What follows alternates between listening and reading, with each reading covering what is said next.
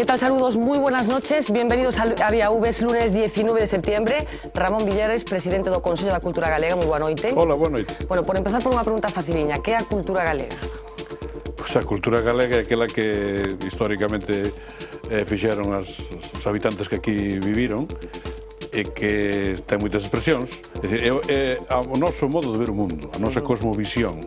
A cosmovisión herdada e a cosmovisión que nós construímos e a que nós legaremos ao futuro. É dicir, que é o modo de, primeiro, de relacionarnos entre nós, de resolver os nosos problemas, en fin, desde a vivenda ata as relacións humanas, en fin, o patrimonio, as relacións de outras persoas, e desde logo tamén a alta cultura, a que chamada antigamente alta cultura, é dicir, escribir, arte, música, literatura, todo eso. E cal sería o principal feito diferencial desa cultura galega, que distingue por encima de todo do resto das culturas? Hai poucas cousas, distingue. Temos algúns elementos que son parecidos, pero non iguais, por exemplo, a lingua. Temos unha capacidade de adaptación de fenómenos artísticos ou tendencias artísticas que aquí tiveron unha expresión distinta.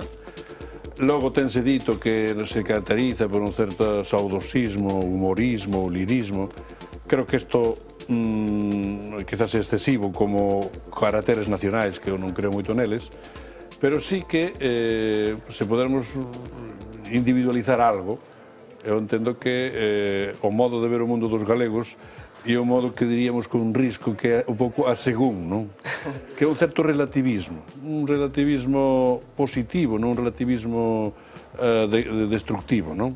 É un relativismo no que non se ten sempre a verdade, nin se cree de todo no que nos din. Empezando pola propia religión, onde hai un Deus, pero hai moitos santiños aos que nos podemos, ou se poden encomendar, quen crea nelo, para que lle resolva moitos problemas. Sempre hai uns intermediarios, uns intercesores. Quen dice eso, pois dice moitas outras cousas. Bueno, Ramón Villares, neste momento, como decíamos, é o presidente do Consello da Cultura Galega, pero unha cabeza moi ben amueblada aquí en Galicia. Fixo moitas cousas antes. Imos recordar un pouco parte desa biografía. O estudo da historia e a cultura galegas non se podería entender sen as achegas de Ramón Villares. Lucense do ano 1951, leva vencellado á Universidade de Santiago dende os seus anos mozos. Nela obtivo a súa licenciatura, unha cátedra, foi decano da Facultade de Xeografía e Historia e ata reitor, dende 1990 ata 1994. Consultor de múltiples revistas e centros de investigación españois e estranxeiros, Villares forma parte dos dous principais organismos culturais do noso país, a Real Academia Galega e o Consello da Cultura, que preside dende 2006. Aínda que reivindica o valor da política e das iniciativas públicas, considera que son os consumidores culturais e os falantes dunha lingua os que teñen a clave da supervivencia dos nosos sinais de identidade. Dialogante e optimista, non cree que o galego vai a morrer a curto prazo, pero recoñece que un idioma non se pode impoñer. Faise política co idioma? Un pouco, sí. Agora, bueno, penso que agora, e dá moitos anos, as linguas até o século XX en xeral eran, digamos que políticamente neutrais, ou gran parte neutrais. Non digo que foran inocuas, nin que foran todas iguais, que non houbera unhas que pretendían dominar sobre as outras, que en parte era así. Pero cando a lingua entrou, digamos, de forma directa na vida pública foi cando se apareceu as democracias de masas, na que era preciso, de algún modo, alfabetizar a toda a poboación, ordenala de acordo con algunhas pautas que chamamos os historiadores nacionais, é dicir, que foi un elemento de nacionalización de poboacións moi diferentes, de orixe rural, etc. Entonces, a lingua forma parte dese proceso de aculturación e de nacionalización das sociedades modernas. E, dese punto de vista, ten un punto de acción de perfil político. No caso de Galicia, a lingua entrou, digamos, nese ámbito máis recentemente, non? Porque a filoloxización incluso da conciencia política de Galicia é relativamente recente, é dicir, de 50, 60 anos, non? Ou pouco máis, non? E de modo que sí, que se fai política, pero en parte é inevitable, e en parte é criticable, ou diría eu que é facer un mal... Un flaco favor á lingua. Naturalmente, aqueles que a defenden, que a defendemos, pois defendémola porque creemos nela, non? Pero non só por razóns políticas, sino por razóns culturais, por razóns de dignidade, por razóns de biodiversidade dentro de... Pero ao final pensa que a xente identifica a defensa da lingua, neste caso do galego, cunha determinada opción ou posición política? A veces sí, pero vamos, tampouco eso é inevitable, porque tamén hai moita presión externa, non? Pero claro, o galego non é unha lingua socialmente tan transversal como é, por exemplo, o catalán, que onde é difícil identificar aunque fale catalán cunha ideoloxía política. En Galicia tamén non é igual, pero é menos transversal, e isto que a veces dificulta as cousas, pero peor sería se non tuviera defensores, non? Está peor hoxe o galego que hai 20 anos, por exemplo?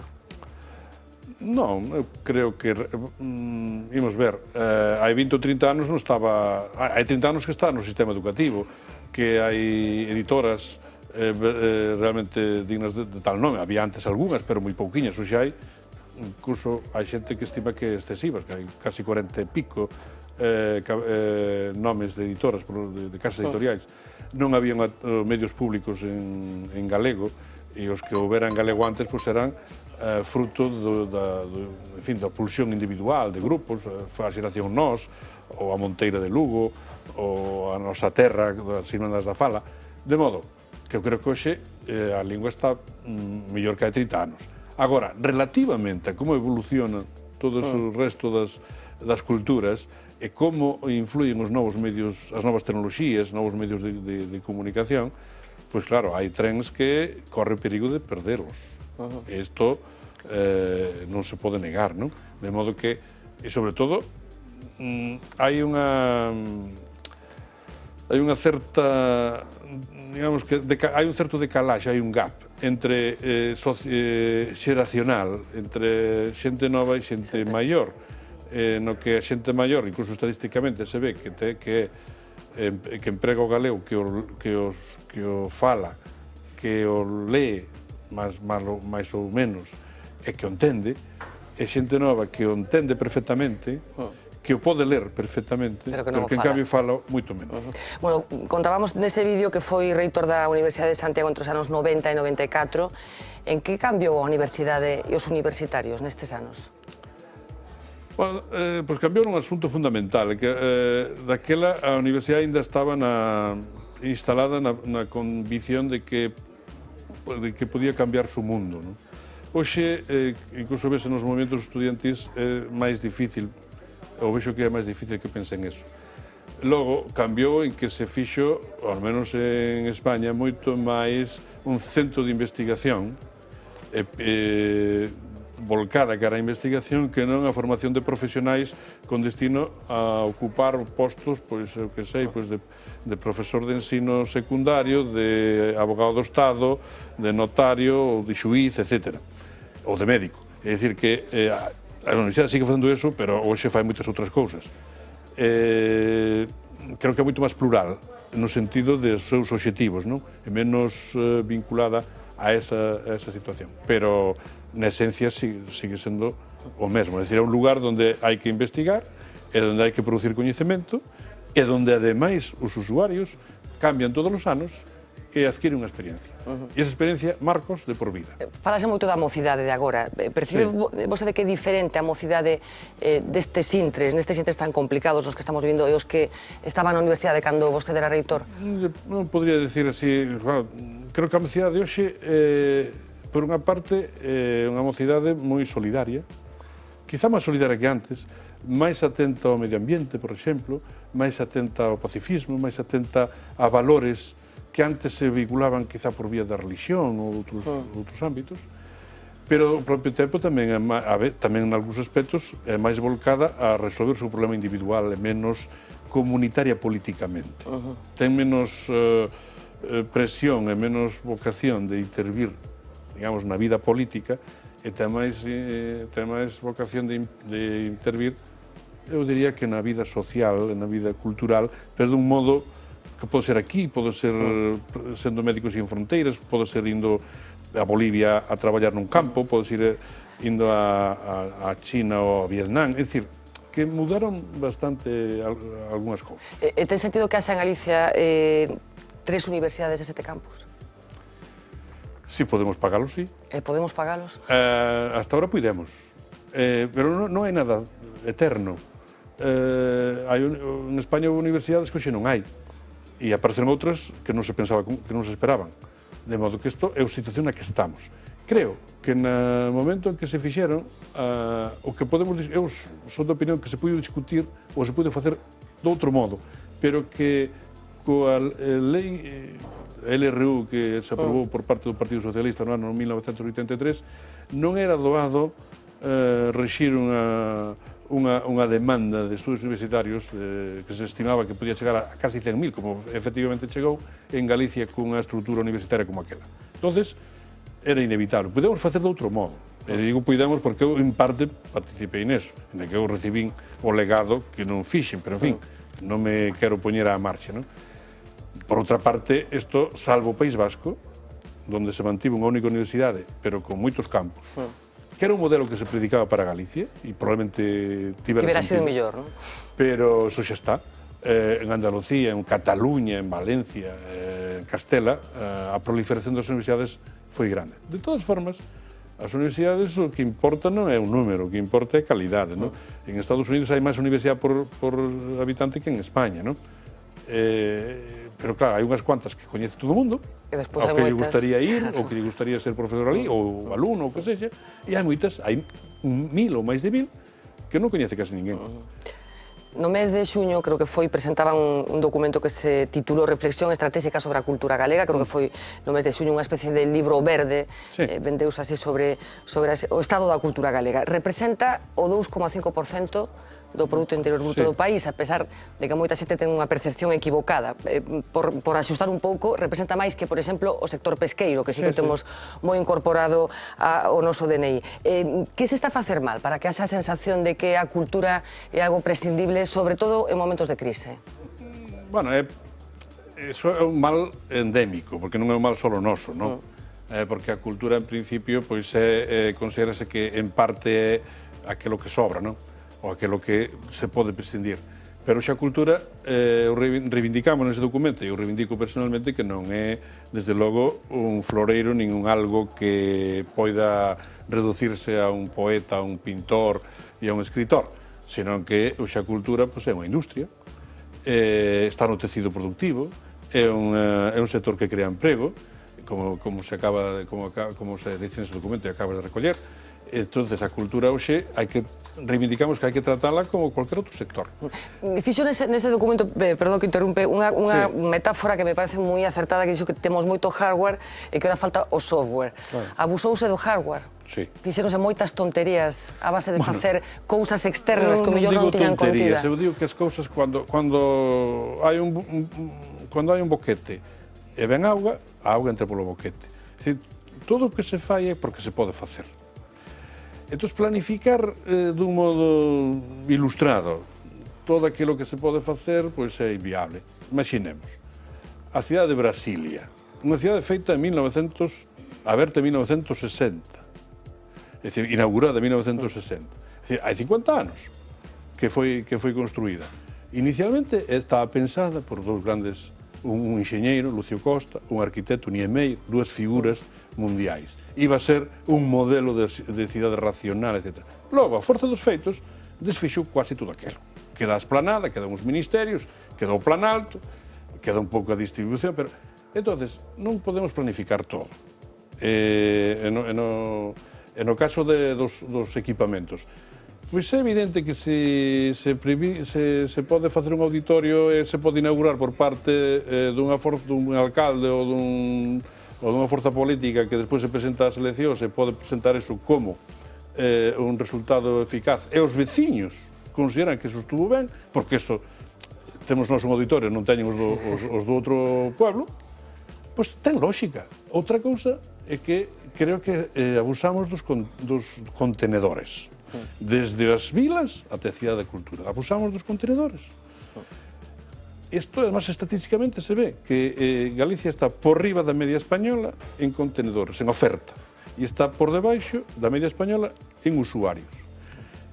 Ten tamén a súa razón que temos un sistema de asentamento sobre o territorio moi disperso, que nesta época de vacas gordas non corriximos, sino que incrementamos. Porque non se dixo, bueno, fomentemos a concentración racional. Porque non é só de facer auditorios ou facer piscinas cubertas, é de facer todo fomentar todo este urbanismo un pouco fragmentario e itinerario que diría Otero Pedrallo. Está todo, tú fas calquer pista, ainda que sexa forestal, aparece unha casa.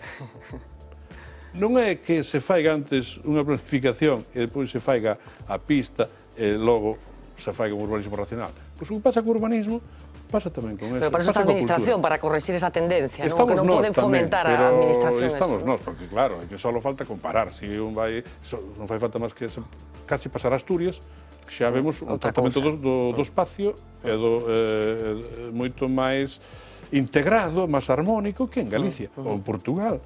E xa non digamos en moitas rexións europeas. Bretaña, que tampouco é un dechado de riqueza, ser bretón hasta hai moi pouco tempo era sinónimo de pobre, de rudo, de patán, pois Bretaña está moito máis cuidada que Galicia. Bueno, pois algo fixemos mal nós, non? Pero creo que bastantes, non só o presidente da Xunta ou da Diputación ou alcalde, senón eu creo que tamén os propios usuarios. Un erro colectivo, non? Sí. Como historiador, como está vivindo este momento tan particular que estamos Pois con preocupación, con perplexidade e con rabia por non entender. Porque me gustaría saber máis, me gustaría saber como explicar isto. Pero claro, vexo que ilustres economistas, sociólogos que foron algúns premios Nobel, pois dicen casi tonterías, ou dixeron tonterías tai pouco, casi me confirma e dice, bueno, menos mal que non... A mí non... Eu tamén podo dicir tonterías, non? Pero sí, bueno, a profesión de historiador pois dá unha perspectiva bastante cómoda, non? Porque que isto xa pasou antes. Por exemplo, con que época poderíamos comparar o que está pasando agora? Bueno, pois algúns aspectos son da crise do 29, algúns, incluso por a súa orixe bursátil, a súa orixe en América, a súa traslación a Europa, etc., pero non de moito. Outros elementos teñen que ver coa crise finisecular de fin do século XIX. Todo é un resultado da conexión de sociedades e economías con desenvolvementos diferentes, con grados de desenvolvemento diferente, que en cuanto se poñen en contacto, pois é como as dúas placas tectónicas que chocan e que dá un terremoto. E o que nos está pasando é que estamos nun terremoto dese estilo. Suave, quizá, ou non como un tsunami, pero un terremoto. Porque están chocando... Por exemplo, se pensamos que unha persona, un traballador na China, gana menos do que unha vaca que está facendo no prado en Europa, pois xa con eso está dito todo. Efectivamente, non un traballador, sino unha vaca que está facendo no prado. Porque ten unha subvención á produción que é superior ao salario mensual dun chino. Dun traballador chino. Bueno, aproveitando a presencia de Ramón Villares hoxe en VIAV, quixemos facer un pequeno test pola rúa para saber cal era o coñecemento básico da xente que nos atopábamos sobre a historia galega e sobre algúns dos principais persoeiros de Galicia. E este é o resultado.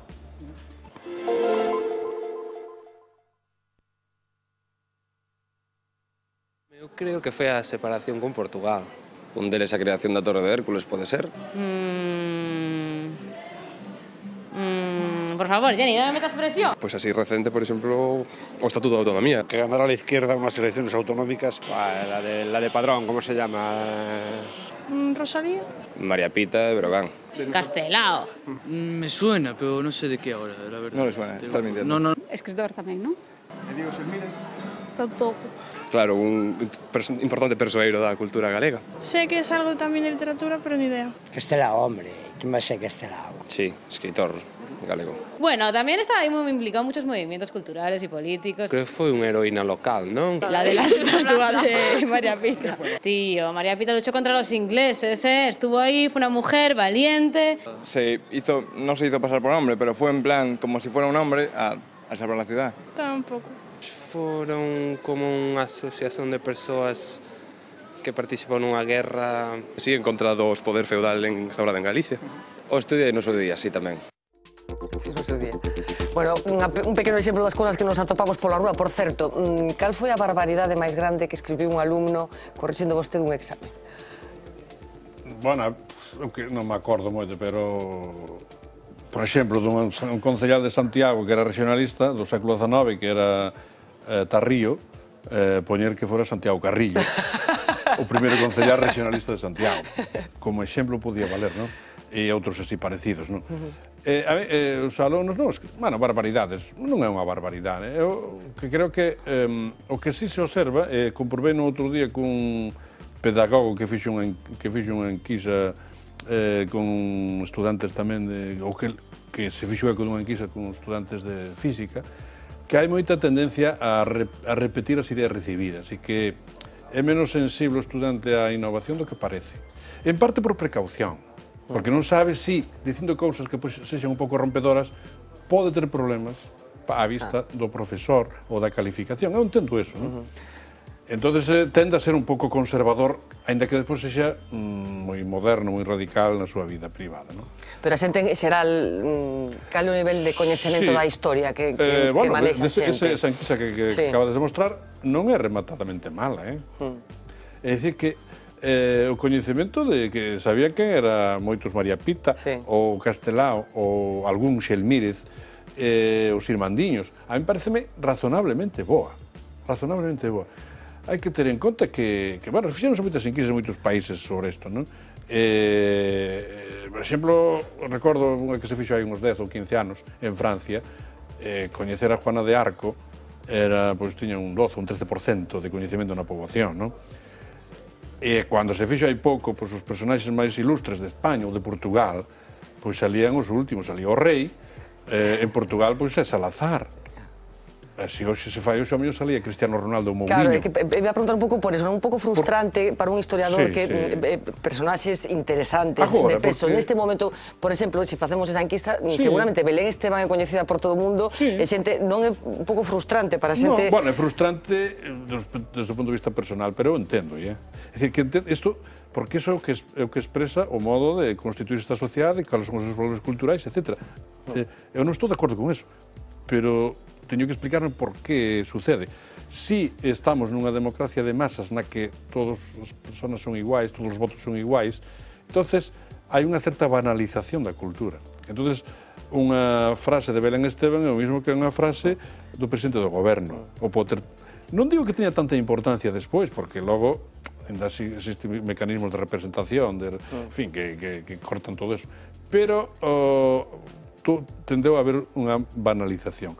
Eso por unha parte. Por outra, é que hoxe o pensamento histórico, pensar históricamente, é dicir, ter conciencia do pasado, é difícil. Primeiro hai que ter unha percepción cronolóxica bastante precisa, unha certa capacidade memorística. E, sobre todo, hai que ter futuro. O pasado adelgázase igual que se adelgaza o futuro.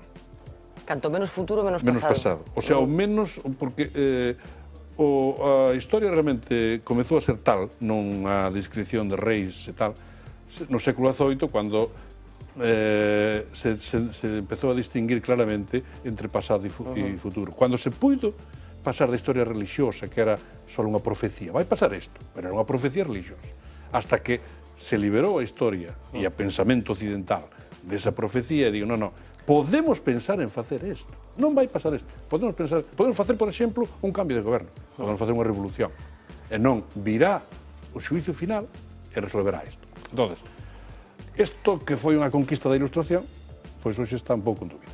Bueno, vamos a ir a publicidade uns minutos, pero antes da publicidade, cal sería para Ramón Villares a época da historia de Galicia máis salientable, máis...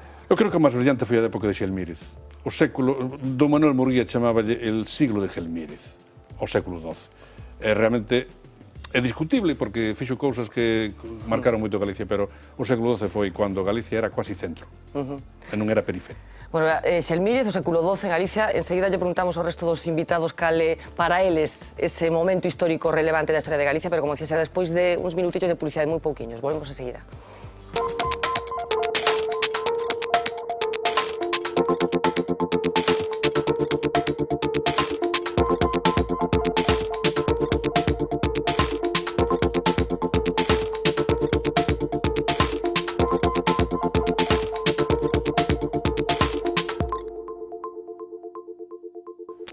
Minutos sobre las 10 de la noche, seguimos en directo en Vía V, momento en el que recibimos a Roberto Blanco Valdés. Muy buenas noches. Hola, muy buenas noches. Don Ernesto Sánchez Pombo, muy buenas noches. Y don Martillo Noriega, moi boa noite. Moi boa noite. Bueno, preguntáballe o señor Ramón Villares antes da publicidade cal era a época histórica preferida ou máis significativa deste país para Martillo Calé.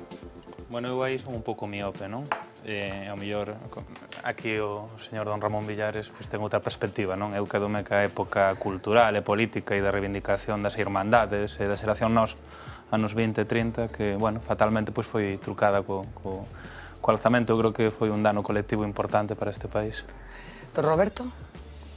Bueno, yo sin duda con la España, con la Galicia de posterior al 77, ¿no? Yo creo que Galicia ha avanzado más en el terreno cultural, económico, de normalización política desde el 77 hasta la actualidad que en los dos siglos anteriores, ¿no? Ramón Villares, que sabe de esto mucho más que yo, me quitará la razón si cree que no la tengo. Yo creo que estos 30 y tantos últimos años, los posteriores al 77, con la democracia, y el 81 con el comienzo de la autonomía, han sido años en su conjunto de una brillantez extraordinaria para cualquier país y para Galicia también. Sin duda, el periodo democrático actual yo creo que es un periodo brillante en la historia de España y de Galicia. ¿Ernesto? Yo, vamos, tampoco quiero darle lecciones a Moncho, ¿no? La época de Gemini. A mí me parece que la Revolución Irmandiña debió de tener también una gran implantación, pero para ti, para mí, lo más importante y la época que más nos debe de interesar es la aparición de la prensa en Galicia con el Catón Compostelano, ¿no? Yo creo que fue para ti, para mí, mucho más importante, desde luego, que la Revolución Irmandiña y todas esas cosas. Bueno, épocas diversas, como podemos comprobar.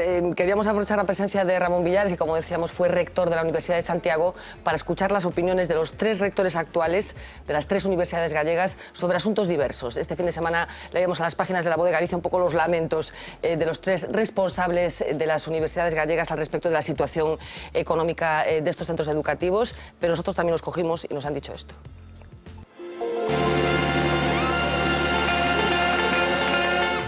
Lo mejor de su universidad. Pois eu creo que o personal que temos, a xente que temos. A nosa capacidade docente e investigadora. Emprendedora. Lo peor. Pois as carencias de edificios, de terrenos, de espacio. A falla de recursos para o mantemento do noso patrimonio histórico e cultural. El René Juvenil. ¿Qué tienen las otras 2 universidades gallegas que no tiene la suya? Bueno, unha ten 500 anos e a outra, pois, ten, por exemplo, que decimos de terreno. A axilidade, o ser máis novas e pequenas para introducir cambios. Historia y... ¿El reto de futuro? A investigación, a potenciación a parte tecnolóxica do campus tecnolóxico. Conseguir transformar ou axudar a transformar a nosa sociedade. El reto de futuro, ser internacional y de referencia. Una universidad gallega o 3? É un sistema universitario galego coordinado. 3. Eu creo no sistema universitario galego como un sistema único, equilibrado e forte. Ciencias o letras? Eu son de ciencias, pero me gustan moito as letras. Aquí non temos 2 culturas, cultura só hai unha. Todo. Uno non pode ser posible sin outro. Con la crisis, universidad o FP? Universidades sempre. O FP é moi importante, cuidado. O FP é moi importante, pero a universidade é preciso. Canto máis coñecemento, mellor na sociedade do coñecemento, universidade, sin deixar a ninguén. En tempos de crisis, máis que nunca, a universidade. E máis que nunca, a universidade para FP. ¿Sabe el número exacto de alumnos que tiene su universidad? Exacto non, casi nunca o sabemos porque pero estamos en torno aos 24.000. Penso que temos 30.013. Ben, estamos en torno aos 24.000 porque estamos en proceso de matrícula. Pero fueron 23.700. La mejor universidad del mundo, que no sea la suya. Bueno, eso é difícil de... Bueno, hai universidades moi prestixiosas pola parte de investigación, todos temos aquí. Oxford máis Cambridge. Ben, pois, evidentemente, Cambridge. ¿Qué le quita el sueño a un rector? Moitas cousas. Desde o diñeiro, as perspectivas de futuro, a responsabilidade. Non ter capacidade para atender os problemas reais da nosa universidade. Espero que nada, pero porque é un soño ese rector.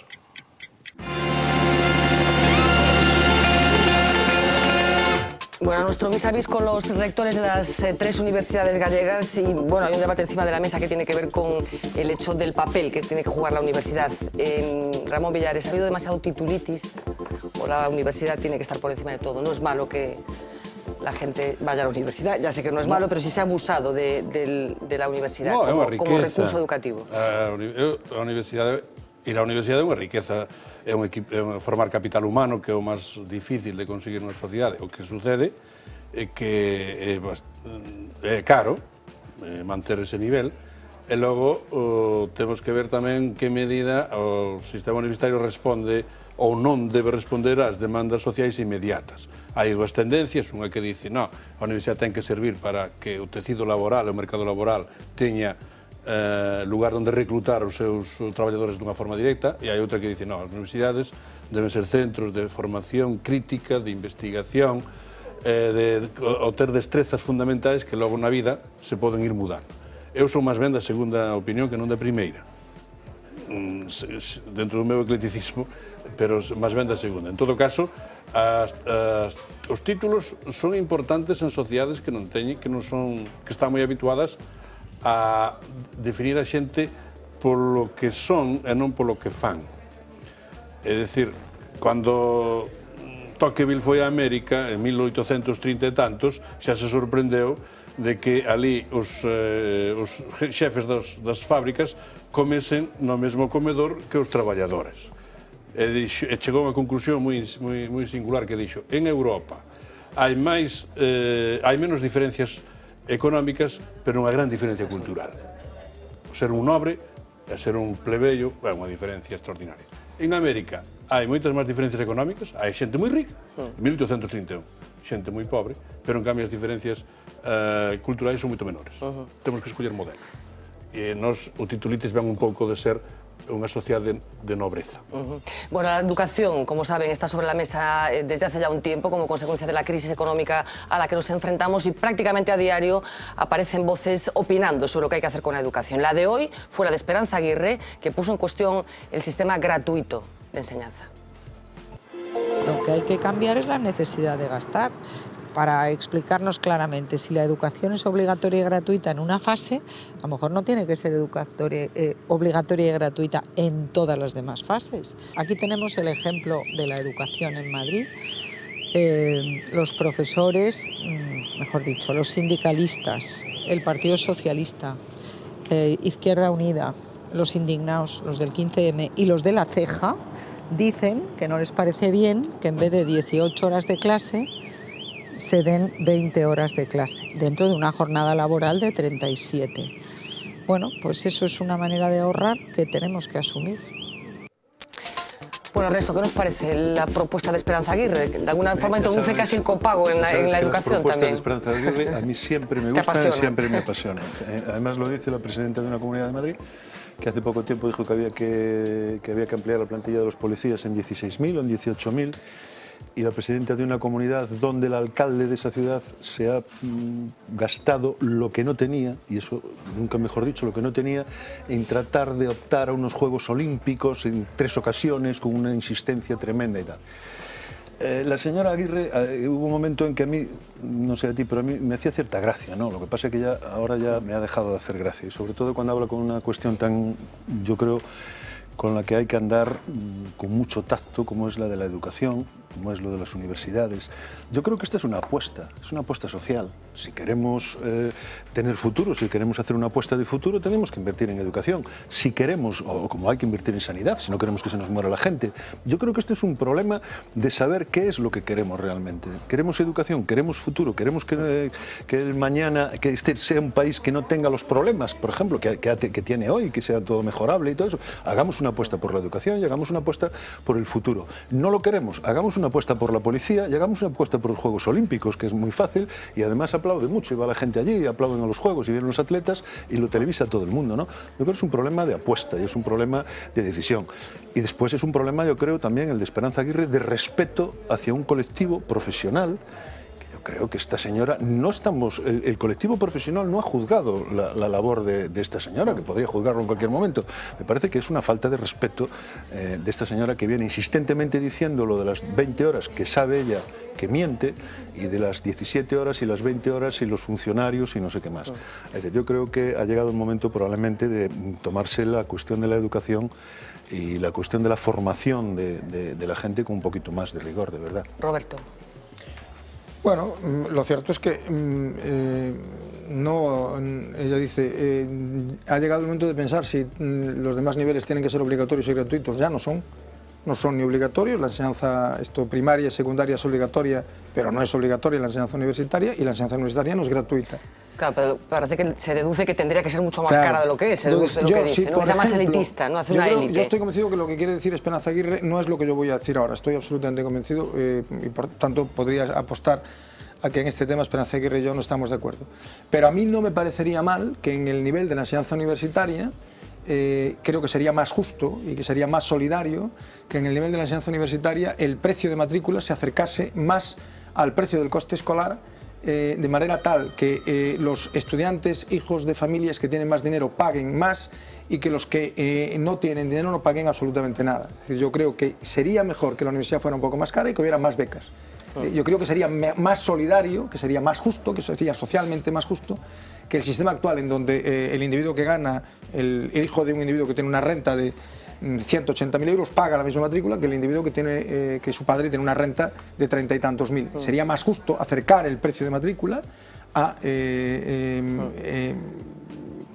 coste real del puesto escolar, no al coste total, pero en fin, al coste real, y que hubiera en compensación una política más amplia de becas. Yo creo que esto es más propio de un programa social que lo contrario. Martiño. Sí, eu podo entender o que di Roberto. O que pasa que as cuestións de progresividade fiscal, eu máis que concentralas en cuestións concretas, prefiro que se apliquen nun sistema fiscal xeral, non?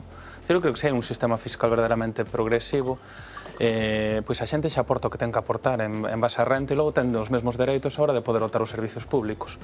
Entón, nese senso, son máis partidario dun sistema fiscal progresivo xeral e de non aplicalo en cuestións concretas. Por outra banda, coido que se está xogando coa sorte, porque sí que é certo que os resultados tanto do ensino como, por exemplo, da sanidade en base ao investimento son resultados bons, incluso a nivel europeo, a nivel de outros estados, a nivel incluso do posto que se ocupa de calidade do ensino e de calidade da sanidade en base ao investimento, non? Entón, síguese xogando coa sorte de reducila e a ver que pasa, non? Cando eu comparto que di Ernesto de que nos estamos xogando o futuro, cando non estamos facendo unha aposta por cuestións básicas como poden ser a ensinanza. E logo hai unha cuestión, vivimos momentos de barra libre no pensamento. Entón, barra libre, hai moito alcohol, e iso libera o subconsciente, dentro do punto de vista freudiano, non? Entón, hai xente que se censura máis porque quere gañar unhas eleccións e outra xente, como Esperanza Aguirre, que non se censura. E de vez en cando o subconsciente fala. Pero ti que crees que quiso decir Esperanza Aguirre? Bueno, ela logo aclarou, non? Porque eu ia escoitando, entón puxo no Twitter que se refería aos másters. Xa, entón non lle medrou o nariz como Pinocho de moito milagre, non? Porque, vamos a ver, logo vai o asesor e lle di, creaches moita polémica, Esperanza pon un Twitter que di que só se refería aos másters universitarios. Eu creo que aquí hai un momento no que verdadeiramente está en cuestión cuestión o estado de benestar en si mesmo, determinadas cuestións que antes non se poñían en cuestión, e hai xente que se censura máis e hai xente que libera o seu subconsciente, non? E entonces que fai en determinados momentos determinado tipo de declaracións que eu penso que son coherentes ca súa forma de visualizar a sociedade e o mundo, e que verdadeiramente non son erros, son conviccións. Fernanda, deixasme matizar só unha cousa. Eu coincido absolutamente contigo na cuestión da progresividade fiscal. Eu creo, hoxe daba información, a Voz de Galicia unha información absolutamente impresionante. Que despois vamos a ver, que despois veremos, por tanto non vou entrar no tema. Eu coincido contigo tamén en que o sistema debe ser un sistema realmente progresivo fiscalmente e, consecuentemente... Falabas o domingo desto tamén. Sí, falaba o domingo desto, non?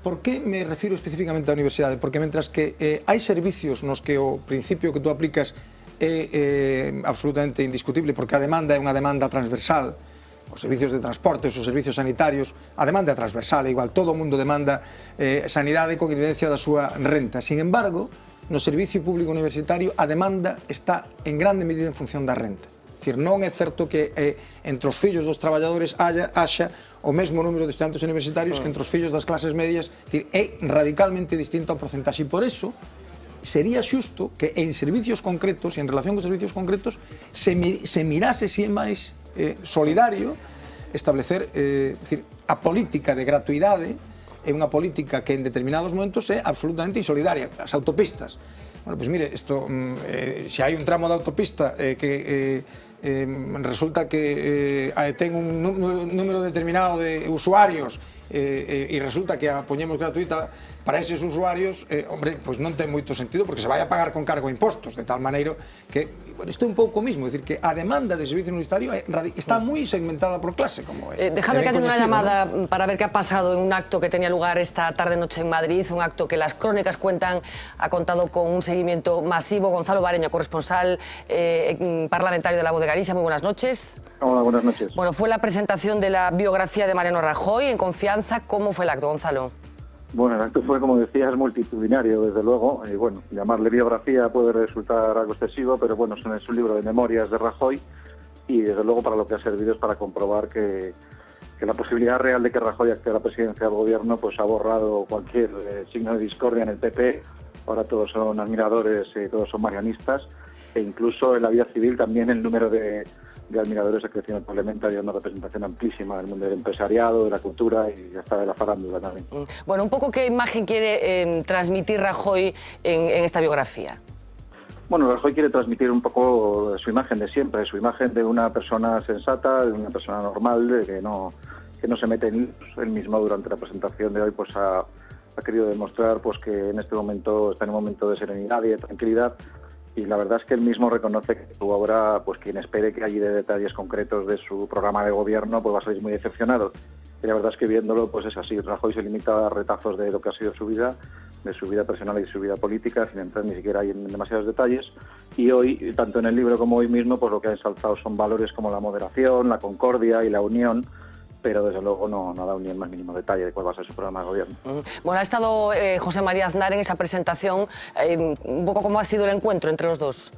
Bueno, ha sido un encuentro bastante cordial para lo que es habitual en el presidente Aznar, que es un hombre bastante parco en gestos, pero vamos, más allá de la persona que estaba él, de que estaba su esposa en la botella, desde luego lo que ha sido bastante revelador es que ha sido un acto con un número de dirigentes del PP como no se había visto desde hace mucho tiempo. Ahí estaba no solo Aznar, sino toda la vieja guardia del PP en pleno, exdirigentes que hace mucho tiempo que no se veían en actos del PP, estaba Cebes, estaba Matutes, bueno, estaba una representación amplísima y queriendo dar una imagen de unidad y desde luego de sometimiento al liderazgo de Rajoy, que hasta hace poco Aznar no tenía, ¿no? Aznar, hay que recordar que hasta hace muy poco pues se permitía dar consejos y criticar en público a Rajoy, y Rajoy se le ve hoy muy tranquilo y soy consciente de que tiene el liderazgo absoluto del partido. O sea que casi se puede decir que han pasado lista hoy, ¿no? Que el que no estaba en el acto de hoy lo lleva mal, ¿no? El que no estaba en el acto de hoy o tiene una buena excusa o no es nadie en el PP o lo lleva mal, desde luego.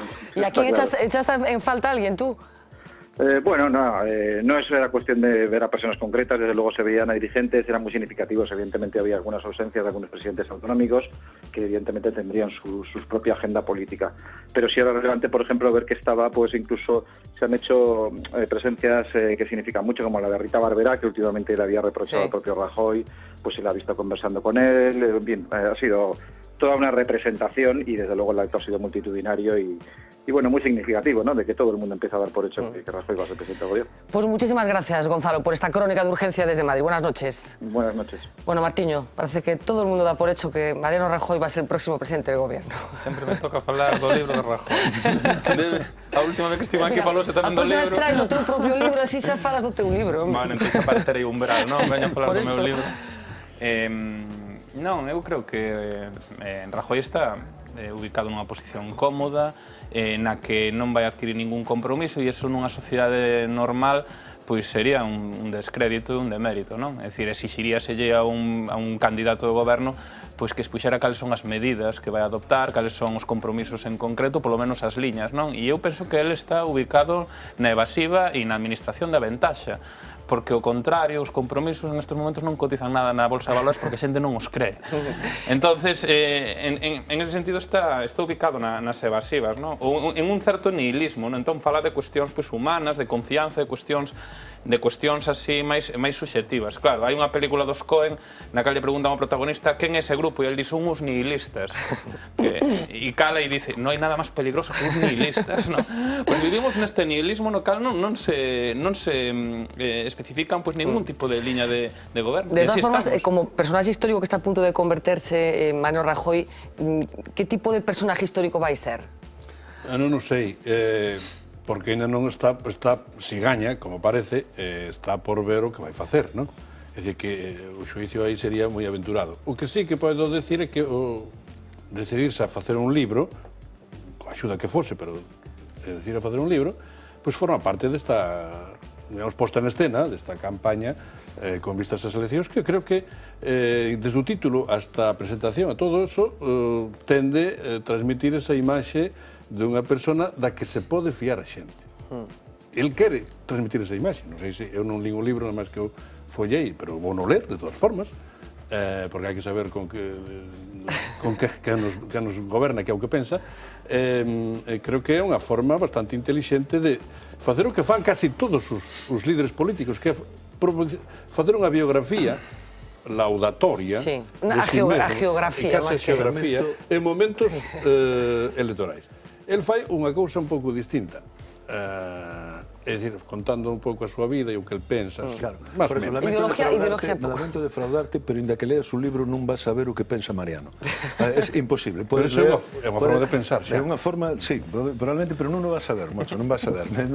Lendo o libro, lendo Mariano, nin oindo falar se sabe o que pensa, porque eu creo que ten bastante complicada a cousa. Pero si é certo o que decides de que el escapa de dar programas e de dar recetas e o que se vai a dar esa imaxe que quere dar de familiar o sea, que tú leches o libro. No, leín resumes. Leín un anterior que non o fixera eu, que o fixera que ellos fixeron, o sea, que o fixeron sin a súa aprobación e que era bastante interesante. El semana sacou unha amplia entrevista con él que basicamente estaba construída a partir de lo que contaban en el libro. De todos modos, sí que en tiempos de ahorro, vamos, non é por ser quisquioso, pero o acto este saliu bastante caro, non? Porque que había polo menos 3 ou 4 presidentes autonómicos que me imagino que viaxan a Madrid con escoltas, secretarios, xefes de gabinete, non sei que, voos e tal, e despois había líderes regionais, é dicir, este tipo de cousas así en plena crisis e cando estamos falando do que estamos falando, este tipo de actos, pois o mellor non había que facelos así, non? Pagaba o editor. Pagaba el editor, pagaba el planeta. Sí, no, yo recuerdo que antes de ganar las elecciones Felipe González en el año 82, con la victoria electoral más grande que ha tenido nunca un presidente de gobierno en España y que tendrá nunca, probablemente, le preguntaron en una entrevista de televisión que cuál era el programa de España, ¿no? El programa para España, y dijo que España funcione, es poco concreto, ¿no? Su gran promesa, la única que recordamos, es que iban a crear 800.000 puestos de trabajo que se transformaron luego en 1,5 millones de parados, ¿no? Yo creo que la situación es similar, es decir, Rajoy va a ganar subido en la ola del descrédito impresionante de su adversario. Esta es la gran ola en la que está subido. Y por tanto, lo que ofrece es la imagen contraria de la imagen que hoy tiene el país de Zapatero. Pero la que tienes que a partir del 21 de noviembre tiene que empezar a ir a trabajar. Entonces, a partir del 21 de noviembre todo cambia. Entonces hay que hacer la reconversión industrial, en fin, hay que hacer todas esas cosas. Entonces tienes a los obreros tirándote tornillos en no sé dónde, etcétera, etcétera, que fue lo que le pasó a Felipe, que a partir del 28 empezó a gobernar. Y a él le pasará también. Pero ahora yo creo que él lo que quiere transmitir es básicamente que frente a un hombre del que no se fía prácticamente nadie, los niveles de desconfianza en un presidente más altos de la historia democrática de España reciente, desde que hay estudios, él es un hombre que transmite confianza. Y yo creo que esta es la imagen que quiere transmitir, que es la que transmitía muy bien en el XL semanal, con unas fotos hechas por su mejor amigo, desde luego. Esto, hay fotos que hacen tus peores enemigos y hay fotos que estaban magníficos para transmitir lo que quieres transmitir, que es un poco aquella idea, yo lo hemos comentado ya aquí, Mitterrand ganó las elecciones, las primeras elecciones que gana un socialista en Francia después de la, que gana un socialista en Francia después del periodo después de Leon Blum. Después de Leon Blum, exactamente. Después del periodo de la hay grandes puestas en escena. Después, si tenemos tiempo, hablaremos de una de esas, que fue la entrevista que ayer se le hizo a Dominique Strauss-Kahn en la televisión francesa. La frase con la que gana Mitterrand es la force tranquille. Gana con esa frase, la fuerza tranquila. Un segundo nada más, claro. Es que, vamos a ver. A mí Mariano Rajoy me interesa como personaje público, como jefe de la oposición y como presidente de gobierno. Es decir, el presidente de gobierno todavía no es y veremos. Cuando lo sea. Sí, que dicen los ingleses. Ellos están convencidos. Hoy ha quedado claro. Mayores torres han caído.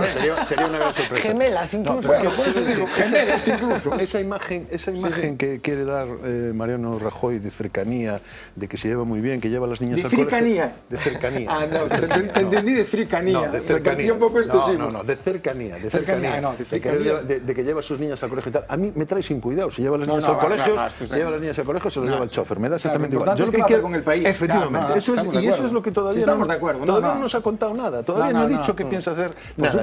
Ni con el impuesto del patrimonio, absolutamente con nada. Ni nos lo va a contar. Eso.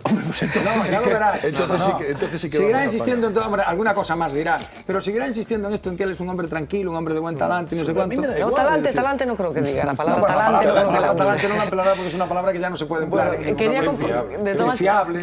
Quería compartir con vosotros una de las noticias para mí más alucinantes de los últimos tiempos, una serie que está publicando La Voz de Galicia desde hace unos días, firmada por Carlos Punzón, que tiene que ver con esa investigación que ha abierto la Fiscalía en torno a un presunto caso de tráfico de influencias en el Ayuntamiento de Vigo. Se trata de determinar si existieron ayudas en pruebas de contratación de personal, trato de favor en la tramitación de asuntos urbanísticos o incluso cobro de comisiones por parte de dirigentes del Partido Socialista. Desde mi punto de vista, lo más llamativo es la ligereza y la cara dura con la que una de las personas presuntamente implicadas publicaba en su Facebook lo que estaba dispuesto a hacer. La caja de Pandora se abría la semana pasada.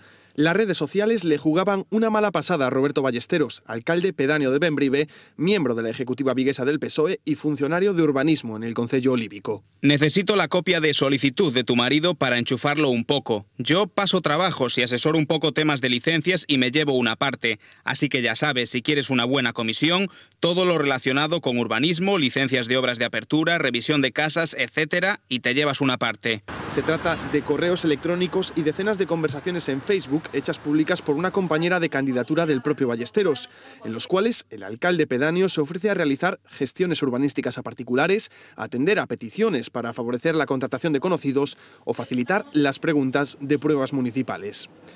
A pesar de que desde el Ayuntamiento vigués se han apresurado a apagar el fuego apartando a Ballesteros del área de urbanismo y esgrimiendo que no tenían conocimiento de estas prácticas, lo cierto es que las versiones de corporación y denunciante se contradicen. 5 miembros de la ejecutiva del PSOE vigués, 3 de ellos miembros del gobierno municipal de Abel Caballero, podrían haber tenido conocimiento directo de los hechos antes de que explotase el escándalo. No obstante, no hubo movimiento de ficha desde los socialistas de Vigo, quizás esperando, equivocadamente, que la sangre no llegase al río. Bueno, a mí no sé a vosotros, me parece un documento espeluznante ver escrito con esa claridad el cobro de comisiones, yo me llevo esto, vamos a repartirnos esto otro, no sé, Roberto. Bueno, sí, es la constatación de algo que todos sospechábamos que podía suceder en algunos sitios, pero que efectivamente está sucediendo. Bueno, esto hace mucho tiempo ya que creo que fue Pascual Maragall, ¿no?, quien amenazó con hablar. ¿No fue Pascual Maragall?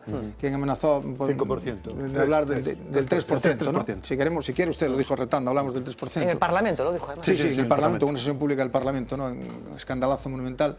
Bueno, no es nada que no sepamos qué pasa, que hay gente corrupta y que hay gente, digamos, presuntamente corrupta para evitarnos problemas de otro estilo, que hay gente que hace estas cosas y los hechos son suficientemente graves como para que se pongan inmediatamente en conocimiento del fiscal y para que el fiscal actúe incluso de oficio. Vamos, yo creo que es gravísimo y, bueno, esto afectará a quien tenga que afectar, habrá que depurar las responsabilidades que haya que depurar, legalmente y políticamente. Esto es una muy mala noticia para sí, pero es que políticamente, fíjate que alcalde de Vigo se utiliza siempre la misma vía de escape, es decir, nadie sabe nada, y reiteradamente, que a mí es lo que me parece, que es lo que no arreglamos en este país. Es decir, sabemos que hay presuntos corruptos, que son los mínimos, que son pocos, que hacen las fechorías, pero lo que no somos capaces es de encontrar siempre la forma de que no solo ellos, sino quienes los han amparado y quienes los han protegido y quienes los han ayudado, que paguen también las cuentas. Es decir, ellos ahora, si te fijas, Roberto, no tienen nada que... Yo no sé nada. Pero, de verdad, y además no tenemos... Es que nadie sabe nada. No tenemos, perdonadme, no hemos sido capaces de generar una cultura política en donde haya... diríamos, comportamientos reglados, ¿no? Por ejemplo, cuando un concejal hace una cosa como esa, no tiene que ser apartado de sus responsabilidades, tiene que dimitir de manera inmediata. Inmediata. Esto es lo que pasaría en Alemania, en Francia, en Inglaterra, en Estados Unidos. No es que lo separes de sus responsabilidades, no, hay que dimitir, marcharse, y luego se depuran las responsabilidades. Pero de manera inmediata, si tú has enviado esos correos electrónicos y la corporación da por hecho que son buenos porque los separa de la responsabilidad, o sea, esto es lo que ocurriría, insisto, en Francia, en Alemania, en Estados Unidos, en Inglaterra. Sería inconcebible que un concejal inglés no se marchara inmediatamente. Porque hay una costumbre, bueno, alguien más, hay una costumbre, es decir, lo de Camps, bueno, pues para que nadie pueda pensar que el objetivo es zurrarle a uno, zurrarle a otro. Pues es una cosa insólita, absolutamente insólita, que sería insólita en cualquier país democrático de nuestro entorno. Ramón Villares, que percepción tes ti dun asunto como este? Bueno, no caso concreto parece, como moitos outros, unha chapucería. Pero creo que a liña interpretativa que dá Roberto, estou concordo, non? Que teríamos que ter outra cultura política. E unha cultura política que, por exemplo, un ministro en Alemanha, porque foi descoberto que copiara unha tese, dimitiu do ministro. Pero chamábase Gutenberg, que so... Chamando Gutenberg, non. O ministro que iba a ser o sucesor do canciller, non era o ministro calquera. Por eso, entonces, que creo que en abono en apoio da túa argumentación, creo que é nesa dirección. Entonces, aquí o que me parece, digamos, preocupante da cultura política mediterránea é que esta sensación un pouco de chapucería e de impunidade, na que casi todo vale. Sexa por unha forma, sexa nunha dirección, sexa noutra. Por qué? Porque temos moi pouca capacidade de asumir responsabilidades propias. Eu parte creo que é unha herencia de... ou, non sei, iba a decir unha herencia da cultura católica ou un déficit de cultura calvinista. É dicir, as persoas teñen que asumir a súa propia responsabilidade. Eu admito que unha persona fai unha falcatrúa, pode facela, o mellor querendo ou sin querer. Pero se a faz, hai que pagar. Os feitos teñen consecuencias. Que pagar, neste caso parece que era querendo. Pero saberás como ao final é que resulta que eso quería decir outra cousa, que quen está por riba del tampouco sabía nada. Hai que ser. Eu non quero centrarme neste caso porque non coñezo. Non diré tonto, non se pode. Ya va tan sobrado ya que es que non pode. La sensación de impunidade é absoluta, porque senón non lo pones en las redes sociales. Claro, e por as redes sociais. Había unha cousa que decía Ramón antes na entrevista, e tiña razón, falando do territorio, ¿no? E que está moitas veces ligado co tema da corrupción política, ¿no? E é o sentido de que, e eu o defendo, os representantes públicos non deixan de reflectir a sociedade a cal están representando. Para ben e para mal, quero dicir, non é unha cuestión... Non son peores cuestionadas. Eu creo que é unha mostra estatística da cidadaría que están representando para ben e para mal. Que todas as sociedades teñen os gobernantes... De maneira instrumental, moitas veces a cidadanía utiliza os representantes corruptos para poder conquerir cosas que non pode conseguir pola vía ordinaria.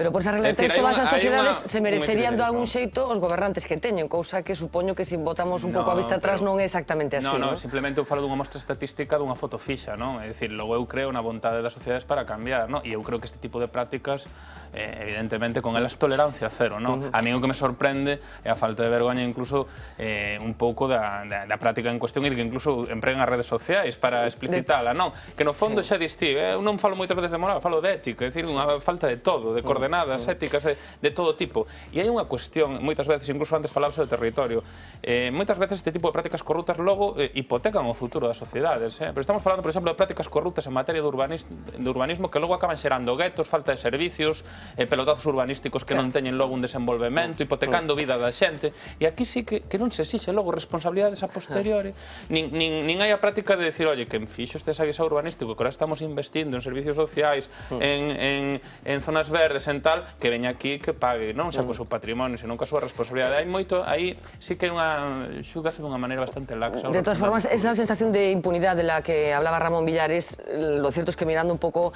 simplemente hojeando un periódico cualquier día, bueno, florece, aflora por muchísimos sitios. Hoy mismo afloraba en esa información a la que antes se refería Roberto Blanco Valdés, una información que firmaba Miguel Ángel Rodríguez, lo conocen bien, participa habitualmente en las tertulias de esta casa, y hablaba sobre fraude fiscal, algo de lo que hemos hablado mucho en estas mesas, en el sentido de decir, si se combatiera el fraude fiscal, probablemente muchos de los problemas de déficit que hay en España se resolverían. El dato de hoy es absolutamente espeluznante, porque la Xunta destapa una media diaria de 62.000 euros de fraude fiscal. ¿Cuánto dinero se defrauda en Galicia cada día? Los expertos calculan que solo en nuestra comunidad se evaden más de 6 millones de euros en impuestos cada 24 horas. Las investigaciones de la Xunta solo consiguen destapar un 1% de ese fraude. ¿Cuántos millones se evaden anualmente en nuestra comunidad? Si echamos cuentas, las arcas públicas pierden unos 2.200 millones de euros al año. De esa cifra, en 2010 solo se pudieron recuperar 22,5 millones. ¿Y en España, cuánto se defrauda cada año? La mayoría de los cálculos cifran la evasión fiscal española en unos 50.000 millones de euros al año. Con todo ese dinero casi se podría pagar el déficit del Estado en 2010, que fue de unos 53.000 millones. ¿Cuál es el sector más investigado por fraude fiscal? La construcción centra la mayor parte de las actuaciones de control tributario por parte del Gobierno central. Bueno, puesto así, no negro sobre blanco, en esta ocasión en violeta sobre blanco, es que es espeluznante el asunto del fraude fiscal, ¿no, Roberto? Es un tema que me tiene obsesionado por dos razones. Una estrictamente personal, que es que los... de que estás hasta las narices de que solo tú pagues impuestos. Claro, estoy hasta el gorro de que los asalariados paguemos impuestos religiosamente, lo cual me parece muy bien, porque son los impuestos que sirven para cubrir la sanidad, para pagar las pensiones de nuestros mayores, etcétera, y de que el fraude fiscal sea uno de los mayores problemas que tiene este país. 50.000 millones... Hablar de 50.000 millones de euros parece que es una cosa, son 8 billones de pesetas. 8 billones de pesetas con B. 8 billones de pesetas, es decir, son 8 veces el presupuesto de la Comunidad Autónoma de Galicia aproximadamente, ¿no? Esto que ha rondado, yo no sé ahora si ha bajado un poco. Están 10.000 millones. Están 10, bueno, el último dato que yo tenía era en torno a 7.000 y pico millones. 10.000 ya, bueno. Por tanto, esto es un problema de una gravedad extraordinaria que afecta a dos cuestiones: a la solidaridad del reparto de la carga tributaria, que es absolutamente injusta, posiblemente de los países modernos de Europa, la más injusta de los países modernos de Europa, y en segundo lugar afecta a la capacidad de gasto del Estado. Es decir, que es una cosa verdaderamente espeluznante.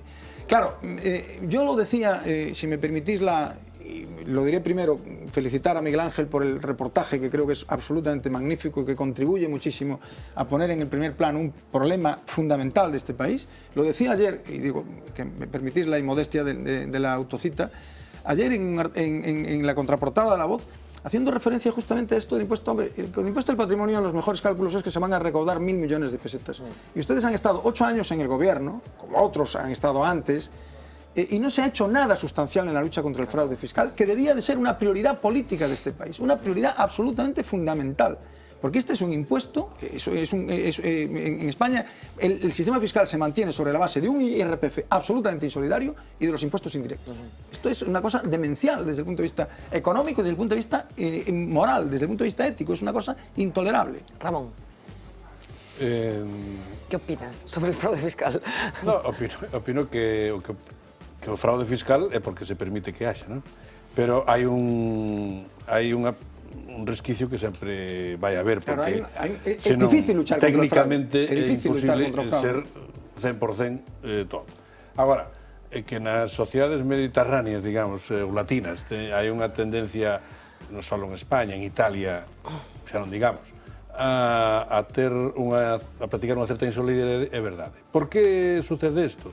En boa parte porque o sistema fiscal moderno foi feito desde o século XIX con criterios clasistas, é dicir, moi inxusto socialmente. E hai, por tanto, unha baixa cultura fiscal. O sea, a xente, se pode escapar de pagar impostos, escapa, porque cree que non se usan ben os recursos que ele ten. Aquí prácticamente empezamos a pagar impostos directos de verdade ca democracia. Con Fernández Ordóñez. Con Fernández Ordóñez. Prácticamente. Coa reforma fiscal da transición. Entonces, pero hai que recordar que antes había tamén impostos, pero eran os trabucos, era algo que se consideraba perfectamente injusto. Entonces, eu creo que un dos traballos de pedagogía política máis importantes que ten que facer unha democracia. Para que valen os impostos, claro. Para que valen e tamén penalizar debidamente aqueles que non pagan. Non só os que non pagan porque se os esquecen de pagar, senón tamén os que debían ser obxecto dunha certa economía moral, porque non pode ser que unha entidade financiera diga que gana 30 millóns e dentro de 3 meses se descubra que perdeu 1.000 millóns ou 2 ou non sei cuántos. Aí hai algo que non funciona. Non se pode ser que a SICAP tributen a un porcentaxe e que os demais tributemos a outro porcentaxe totalmente distinto. Hai resquicios legais que hai que revisar. Lo que dijo Buffett, que descubrió que pagaba la mitad de impuestos que sus empleados. Claro. Gran parte deste fraude fiscal, a maioría do fraude fiscal que situaban entre 50.000 e 80.000 millóns de euros ao ano, que é unha toleada absoluta, non está nos profesionais, nin está nas declaracións familiares, está nas grandes empresas, está nos grandes bancos, está nos grandes patrimonios deste país. Ya que, tes razón Roberto, cando dice que nos últimos 8 anos non se fixo nada, nin nestes nin nos anteriores. Nin nos anteriores. É dicir, aquí temos a cultura, este é un país onde se presume en público de defraudar a Facenda, é dicir, non, pois eu evitei... Lo quiere con IVA sin IVA. Claro, lo quiere con IVA sin IVA, claro. Pero mira, hai países, por exemplo, onde, según contan, familiares denuncian a familiares por non facer ben a declaración da renda. É dicir, familiares denuncian a familiares. Eu fui un día a mirar un piso e xuro aos nosos telespectadores que isto que vou contar é verdade. E a señora que me estaba enseñando o piso me dixo tanto tal e tanto en negro. E creín, dixen, que será eso do negro. Non sabía que se estaba, nunca oíra a expresión. Non fai tantos anos. Mo dixo cunha claridade tanto tal e tanto en negro. El A e el B, pero vamos, é unha cosa que estaba Martiño. Sí, bueno, penso que é unha cuestión tamén cultural, non? Ao final o Mediterráneo e o déficit calvinista están nos amolando a todos. No, e nestes anos incluso incidiuse bastante en elo. Era de esquerdas baixar impostos, non? Nunca se fixo pedagogía, non? Que a necesaria progresividade fiscal, non só en IRPF, senón tamén en grandes fortunas, en sociedades, non se falou nunca diso, non interesaba. Agora empeza a interesar porque non hai cartos, porque o gasto público está disparado, porque todo o mundo mira porque non temos cartos, pero non se fixo, e eu aí sí que son moi keynesiano, é dicir, eu creo na progresividade fiscal, eu creo incluso en que debe haber mecanismos de redistribución e que incluso o fraude debe estar en riba da mesa, pero non por unha cuestión electoralista. Ahora resulta que todos vamos a perseguir o fraude fiscal e ahora de repente Rubalcaba se dá conta de que existe fraude fiscal e hoxe anuncia que vai a poñer un sistema moderno. Pero que pasa? Agora nos damos conta. Pero é natural que Rubalcaba non supera nada porque leva moi pouco tempo en política. Está como con dice empezando agora. Eu penso que estamos pagando, en estes momentos estamos pagando eso, e en estes momentos temos poucos mecanismos para cambiar incluso a cuestión cultural que está aí e que parte de que o sistema fiscal é bastante injusto e de que está sostido incluso en torno ás clases medias, entendes? Porque ao final hubo xente que non fixo o esforzo que tiña que facer, e estamos co mismo de sempre, non os apretes que senón a inversión vai sair, que senón non van a estar aquí, no chantaxe é permanente, non? E non pero estou de acordo na cuestión moral, é dicir, estou de acordo, perdón, na cuestión da cultura cívica, é dicir, que hai que generar unha cultura fiscal, pero na maior parte dos países onde a xente paga impostos porque senón os castiga. É dicir, nadie paga impostos porque lle guste, porque teña unha grande cultura fiscal. En Estados Unidos un día fun en coche, botándome, iba a decirlo dunha maneira que non se pode decir en televisión, botando lume, porque fun de Filadelfia a Washington e levou o individuo que iba conducindo o coche, non sei canto lle levou aquel viaxe, íbamos cun coche magnífico e dicir, coño, como non lle pisará máis ao coche? A xente respeta os límites de velocidade porque as multas son espeluznantes, porque te crujan vivo. Pasou aquí en España, cando empezaron a baixar os accidentes. É moi sencillo, en Estados Unidos, en Inglaterra e en Alemania, la gente paga impuestos al margen de porque haya mayor o menor cultura fiscal, porque hay sistemas de control fiscal y porque las sanciones al defraudador son verdaderamente impresionante. Y aquí no, es así de sencillo, no es un problema de cultura fiscal, es un problema de que no hay mecanismos de control ni hay estos mecanismos de sanción. Pero mira, aquí en España quien está pagando los impuestos, Roberto, es el profesor de las 17 horas que se refería antes la señora Aguirre, el marinero no sé de dónde y el tipo que está en el andamio. Y nosotros 5. Y nosotros 5, por eso estamos tan cabreados. Pero sin embargo, donde no se ha actuado, que no hace falta impartir cultura, porque saben perfectamente lo que hay que pagar, cuánto hay que pagar y para dónde van los impuestos, son las grandes fortunas de este país que se van toda la mitad de ellas fuera y crean sociedades y lo que tú hablabas de la SICAP. Ahí es donde no se ha actuado. Es decir, sí se ha amenazado. No solo en las grandes fortunas, en las grandes fortunas y el individuo que tiene un comercio, que gana un montón de pasta y que defrauda como un lobo, en el profesional que ejerce una profesión liberal y que defrauda como un lobo. Las declaraciones, el otro día daban el dato, no recuerdo cuál era la declaración media de los abogados españoles, es un escándalo. O sea, no quiere decir que todos declaren eso, pero la media es un escándalo, o sea, es una cosa que es escandalosa. Pues otros profesionales próximos a los abogados, como son los notarios... Bueno, hablamos antes de puestas en escena, de esa puesta en escena que protagonizó Mariano Rajoy hace nada, a las 7:30 de la tarde en Madrid, y ayer por la noche adelantaba yo que tuvo lugar otra gran puesta en escena, en este caso en la televisión francesa. Allí comparecía Dominique Strauss-Kahn, como saben, ha quedado liberado de los cargos que pesaban contra él en un juzgado de Nueva York. Se trataba un poco de limpiar su imagen delante de una periodista, de esto ha sido acusado, íntima amiga de su mujer. Con semblante serio y aparente tranquilidad, así ha comparecido Dominique Strauss-Kahn ante los franceses después de su detención en Nueva York por su presunta agresión sexual a una limpiadora. Un momento, ha dicho, en el que se sintió humillado. J'ai eu peur. J'ai eu très peur. 4 meses después, ya sin cargos, el exdirector gerente del FMI ha reconocido tener una relación inapropiada con la camarera, que ha calificado de falta moral. Une faute. Une faute vis-à-vis de ma femme, mes enfants, de mes amis, mais aussi une faute vis-à-vis des Français, qui avaient placé en moi leur espérance de changement. Et de ce point de vue-là, il faut bien le dire, j'ai manqué mon rendez-vous avec les Français. Precisamente uno de sus deseos era presentarse a la carrera por el Elíseo, pero después de lo sucedido ha descartado esta opción, aunque no cierra las puertas a su futuro político, al menos a medio o largo plazo. La prensa francesa ha llevado sus portadas esta entrevista. Destacan el reconocimiento de una falta moral como Le Figaro o el diario Libération, que se centra en la posibilidad de una trampa que de momento ha truncado la carrera política de Strauss-Kahn. Bueno, lo cierto, Martiño, es que si hace 3 meses nos dicen que esta historia iba a acabar así, no nos lo hubiéramos creído, cuando vimos esposado al señor Strauss-Kahn entrando en aquel juzgado de Nueva York. Eu sempre prefiro falar de ética antes que de moral, Para mí ten outro tipo de connotación, ¿no? Entón, incluso na lectura que el fai, ¿no? El di que lle fallou a cita con os franceses, ¿no? A cita que teña cos franceses, e eu digo menos mal polos franceses, que lle fallou a cita, ¿no? Eu creo que a cuestión non é unha cuestión moral, a cuestión é incluso como foi todo o proceso e como el conqueriu librarse dese proceso, ¿no? Que foi por unha cuestión formal, máis que por unha cuestión de fondo, ¿no? Bueno, pero como que trata de hacer una división entre la vida privada y la pública, ¿no? Intenta hablar de que es un fallo... Es un delito. Exactamente. No, pero es que, claro, la falta, yo creo que él se refiere, él admite la relación con la camarera, pero la relación que él dice que es consentida, claro. Es que hay que tener una cara, hay que tener una cara. De verdad, o sea, como la de Strauss-Kahn. Hay líderes políticos cuya hay que tener una cara como la de Strauss-Kahn. Claro, hay que tener una cara como la de Strauss-Kahn. Es decir, salir ahí a decir he fallado a mi mujer, a mis hijos. Un individuo, además, con su trayectoria personal, que es una trayectoria personal de lealtad a su mujer y a sus hijos, absolutamente brillante. La mujer debe... En fin, iba a decir una cosa que no debo decir y no lo diré. Mira, hoy estás muy... Es que ya es la segunda cosa que ibas a decir. No, pero es que es una falta moral. Dice, esto reconozco una falta moral con los franceses. Estás hablando de la infidelidad. Es a lo que se está refiriendo, claro. Bueno, la infidelidad no. No, pero asaltar a una trabajadora, como parece ser que él acaba de reconocer que no estuvo ético y que no estuvo, que moralmente no estuvo bien. No, pero es que yo creo que él se refiere a que él mantuvo relaciones sexuales con la camarera consentidas. Entonces la falta es la infidelidad. Pero durante toda la primera fase del proceso negó absolutamente que conociera para nada, que todo era mentira, que todo era un montaje. Por tanto, quiero decir que a mí lo que me escandaliza es que el reconocimiento de la falta moral en realidad es el reconocimiento de que hay una relación sexual que él había negado de manera reiterada, esto diciendo que no había pasado nada, que todo era mentira, que todo...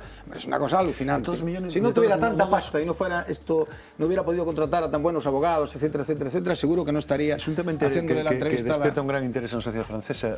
14 millones y pico de una audiencia que no habían tenido ningún programa desde los disturbios del año 2005. Esto, claro, es como lo de Estados Unidos metiéndose en 3 o 4 guerras, o en 2 guerras, y todo el mundo preocupado por la falda, por la mancha en la falda supongo que fue oportunamente introducida la mancha en la falda, precisamente para becaria de la señora Levinsky. Pues ahora yo estoy muy disgustado con vosotros, porque esperaba que hoy llegarais a las manos y no habéis llegado, y así no vamos a ningún sitio. Así no hay manera, ¿no? A ver si aprendéis de estos hombres que participaron en un debate en la televisión rusa, y digo estos hombres, uno de ellos es el magnate Lebedev, entre otras cosas dueño del Independent.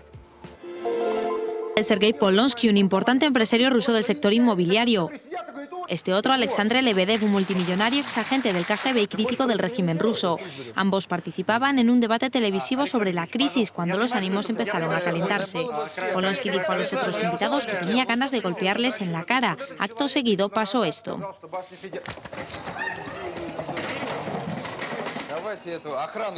Polonsky anunció que pondrá una denuncia ante la policía.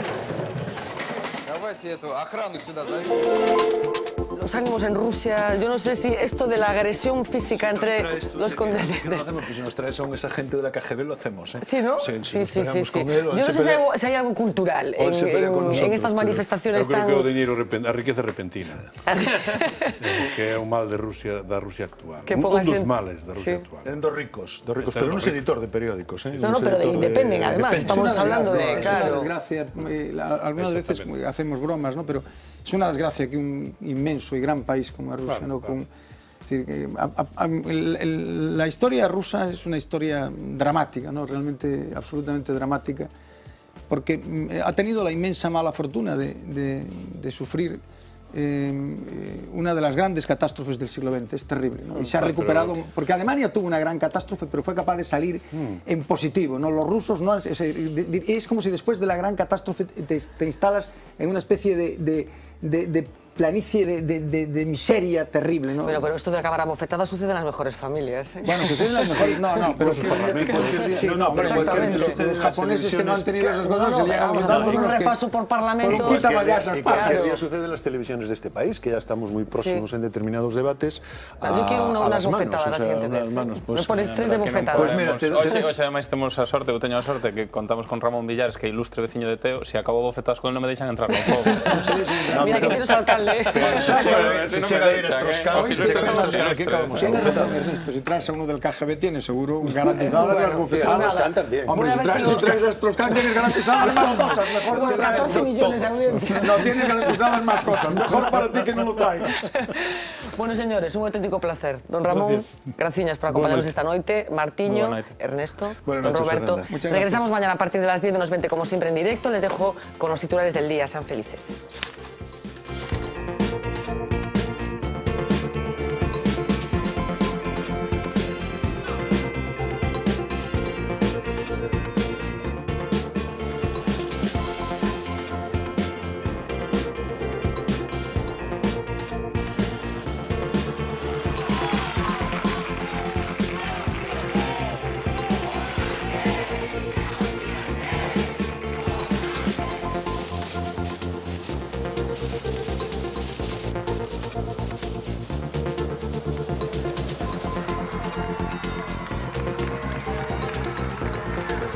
Things to make sure that our bills are paid. By all